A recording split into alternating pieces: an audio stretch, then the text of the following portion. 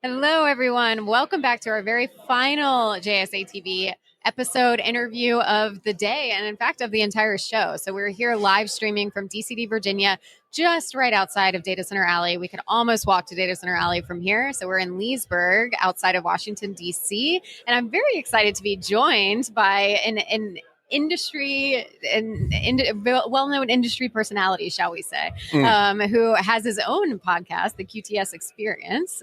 So very happy to have you on the other side of the conversation now for this quick little interview here. So welcome, David. Thanks for joining us. My great pleasure. I love how you strategically did this. You said, to make me feel better, it's at the end of the event, but it's really lunchtime. Yeah. And I like how they coordinated. They were like, look, let's have that guy go last. He can have whatever's left over, but if he goes first, it's going to impact our productivity. So thank you. And you're also, so not only are you our last interview of the day or of the show, but you're also one of the last panels of the event, right? So 4 p.m. You're on one of the panels. So go check out David on that panel. If you're here, if you're watching live. But thank you for joining us. We're going to chat a little bit. Well, I should say who you are. You're VP of Innovation at QTS Data Centers. That's right. Probably everybody watching already knows that, but just for the audience. And so we'll just dive right in. So you all at QTS, of course, are experiencing tremendous growth. We're seeing the headlines all the time out of your newsroom over there. So what strategies are you finding effective in maintaining a cohesive culture, considering all of that growth? Man, it's a great question. I don't know if I would use the word strategy. So I'm one of the original employees there. And I wish we could be as strategic. We really have been in the last number of years. But in the beginning, what we found, because we're such a wide range of people, our founders from the Midwest, our first big data center that we based operations and sales out of is from the Atlanta metropolitan area, very different area. The original sales and technology leaders came from Nebraska, and so we had this group of people that were from different backgrounds, some with internet experience. This is in the early 2000s, some with telecom, all these variety of things. What we found that we had in common was that we really aligned to mission and purpose. Well, I'm a ex-Army airborne guy. We have lots of people that have never been in the military. But what we find that resonates probably in the industry as well, but in particular in our organization, is that people that can rally around an idea that's bigger than themselves, which sounds ridiculous when you're talking about data centers, but really we genuinely believe, obviously we try to express that to our customers, we try to express that to our employees, we try to express that to our investors, but to the community around us. And so when you have that, I'm a pretty earnest person, a lot of people that are, and I have a healthy dose of skepticism. So if you're a cynic, this is not going to resonate with you. But when for us, as we've grown, our technology's changed dozens of times. The how we build data centers, where we build data centers, those sorts of things have changed.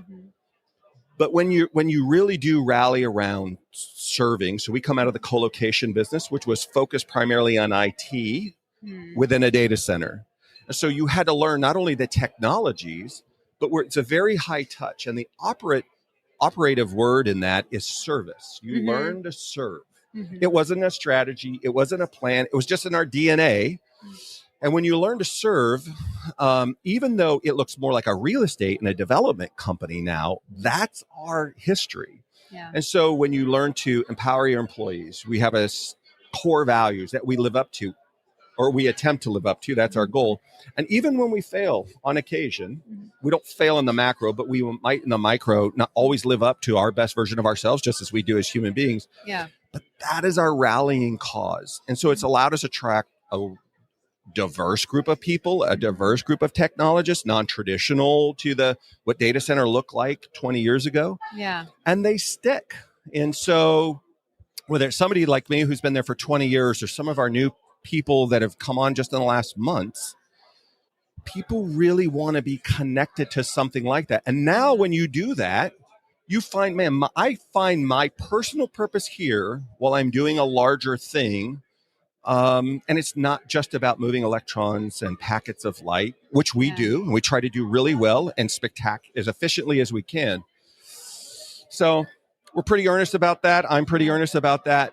But when you connect people like that, man, you feel like you can change a lot of things for human flourishing. Yeah, I love that. That's great. Yeah, mission purpose. I mean, this is a perfect way for us to round out our conversations, I think, today on JSA TV. And also, interestingly, our very first interview this morning was talking about collaboration. And now we're going to kind of end things with that. Okay. So we'll get into in your experience. I know you've obviously worked in the industry for quite a while. Working with different kind of stakeholders. So how can data center owners, utilities, and local communities improve their communication and collaboration to ensure that everyone's priorities are aligned, everyone's needs are met, et cetera? Well, it's hard, right? And the reason that's true, I think it's just hard in general, is first of all, I think those are the right three things. And those ideas were not my original ideas. My buddy Reiser, who's part of economic development here at Loudoun County, he and I just did a podcast recently, but I've heard him express this idea many times. And I really believe that data centers need power. Otherwise, you're just a shed. We also need connectivity.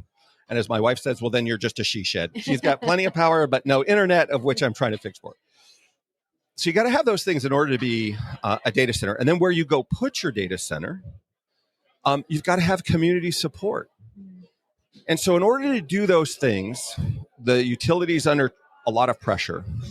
Data centers are under a lot of pressure to not only design, build, operate, and maintain an infrastructure, but it's our communities too. Like these data centers started off in our own personal communities. And we want our communities, hopefully you want your community to be sustainable and helpful for my children, my neighbors, all that. Like this has to be an aligning purpose of yours. So the very first thing you have to do is you have to engage with these folks. And you don't show up as an engineer talking about electricity or electrons or whatever. You show up as a human being, whether it's to your utility partner or your community constituents. Help me to understand. These are the things I believe are an opportunity for us to engage with each other. Why I think there's a mutual benefit, but help me to understand where you're coming from. Yeah. This is not particularly complicated, but it's not easy. Most of the people, not me, but most of the people in our industry are introverts. Like we know how to do cement and we know how to do storage and we know how to do electricity safely and in a powerful way so nobody gets hurt, right? Safety's number one. But because things are moving so fast in the world and they're moving at such scale in some places, that what happens with it's just a human condition in any, doesn't even have to be technology, could be education, could be fill in the blank, healthcare. How do we do it in a way that doesn't startle us and can be easily misunderstood? And so organizations like ours are committed to my title will shift from innovation to evangelism some way, somehow, because we genuinely believe that. We first have to engage in communities in a wide variety of ways, whether that's a school board, whether that's a government entity, a civic organization, whatever, in a way that we first understand and then work to be understood and see if we can find common ground. We believe, obviously, I personally believe in the benefit that the things of an internet or a data center bring. Think of one thing. If you think about the global GDP chart, and I don't want to just make this about economics, what industry, whether it's education, healthcare, whatever, anything that leads to human flourishing is not benefited by the internet or data? Right. All are, right? There's nothing that isn't, especially as we look at sustainability and efficiencies, autonomous vehicles, safety protocols, AI to leverage to help make our things more efficient. Well, that all lives on the internet. And if that data lives on the internet, then it's got to live in a data center. Right. So how do we have a conversation with the people who are going to provide us the power in a sustainable way and partner with them? They are not our adversaries, they're our partners. And how do we engage in a community in a way that makes sense for all of us? So first, you got to be willing to do it. You got to be willing to listen and understand and not just waiting for your turn to talk, but to genuinely understand. And then find a way to bring something to the community that makes sense for everybody. Economic benefit, education benefit, like literally change their life. I'll give you, I know we're tight on time, but I just want to give you one example of this. A third of the world is not connected to the internet, more or less, depending upon which LLM you ask or which internet search. But that shocks people. But 50% of the world is not connected to broadband. Wow. There are communities in America. There's a really great video out there about the Quilt Project, where we met somebody who was a very successful technologist and came back to his minority community in Chicago to try to give back. And what he discovered was something that was heartbreaking. Many people in that community that are very low income to begin with have no trust of infrastructure. So it wasn't data center specific, it's just infrastructure, internet, being connected. They didn't even use their phone like that. So they would have jobs where they didn't even have online banking. They would take their check to a check cashing place where they took a haircut of 20 to 30% right off the top. So they're already low income. Yeah. They lost that margin, and then they get robbed over and over and over because there's no understanding of the value of being connected, what it can be to your safety, to just that. It's like you've just got a raise. Yeah. And then how do you teach your children to leverage this? Like, these tools are morally neutral. How do we leverage them to amplify for human good? Yeah. As opposed to ignore them, or even worse, other people will amplify them to our detriment. So we discovered that because we invest not just the data center, but in the community. We do volunteer hours or whatever. And so when you're able to get the people in your organization out into the community in a real way to engage and find opportunities, we weren't giving them data center space necessarily. We're giving them infrastructure. We're funding things. And I know a lot of my frenemies are doing this as well. I'm not trying to virtue signal that this is QTS, but it just illustrates that in order for human flourishing in the economy, you have to have affordable electricity and you have to be connected. Right. Otherwise, you are trapped in poverty. You just cannot anywhere on earth. And so we should be for that. So to engage in a community, it's not just to build data centers where we want, it's so we can help our neighbors to engage with the utility so that they can help us and engage in this. And organizations that do that sincerely from the board all the way down. And I will just end with this. I think all of us in our industry, there's a reason why, even though you might not be a developer of data centers, you're interviewing us for this live thing. Why do you want to do it? There's the direct reason, like I get paid and I like being on air because you look amazing. And why wouldn't you? I look like the Stay Puft Marshmallow Man with long hair. And so now I'm just entertaining people. But there's a reason why you want to do this indirectly, and there's a reason why you want to do directly. If all of us in this industry just could rally around that, why? You don't have to be an evangelist like me, but why do I want to do this? Right. How do I influence the person to the left of me and to the right of me? Do I want to make sure that this industry that's going to grow hires right, that deploys sustainably, that is good citizen, that funds the right things, that serves up the cloud in the correct way?